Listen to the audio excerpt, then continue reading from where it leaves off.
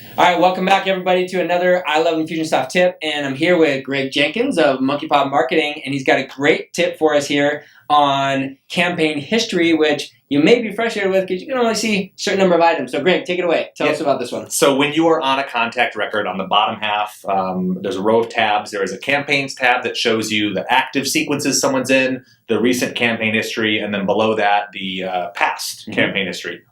So in that section, as you alluded to, you can scroll and you can see what's happened to that customer or what's upcoming for them. But there's some limitations there. And depending on how many sequences somebody's in concurrently, you may not be able to see everything. In fact, you may not be able to go back very far. What is it, 25 items? Yeah, I'm not sure what the actual 10? limit is, I can't remember. but let's just say it's not enough. Not enough. And especially if you're trying to troubleshoot something and it was like a month or two ago, Right.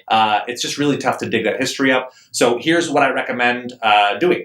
Head to the marketing reports section, and there are 3 reports you can use that will give you complete, unfettered access to that campaign or that contact's history in any campaign they've ever been in. The first is campaign goal completion report.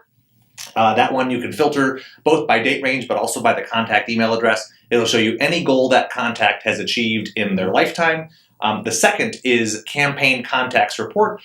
You can filter by status, so active, queued, or done. You can filter by the date range, and you can also filter by the individual, which is really helpful for finding sequences that somebody was in. It shows you the start time and the end time for that particular sequence, so you can tell if something went wrong during this window, well, we know where they were when that thing happened. Sometimes you have to get some data from one of those reports and then compare it to another report, right? Because you might want to see like, oh, this goal was achieved at this time. Totally. This sequence was stopped at the same time, so that must have stopped this. And you gotta, it'd be nice to have it all together, but you got to start bringing this stuff together a little bit, right? That's exactly right. These 3 reports, the composition of all 3 will give you a comprehensive view of the contact's history, but individually, they're each kind of like a piece of the puzzle. Right. So the third one is the sequence step recipient report, and this gives you a granular report as to the specific sequence steps that have run for that contact, including the campaign that they were in, as well as the date and time that that step processed.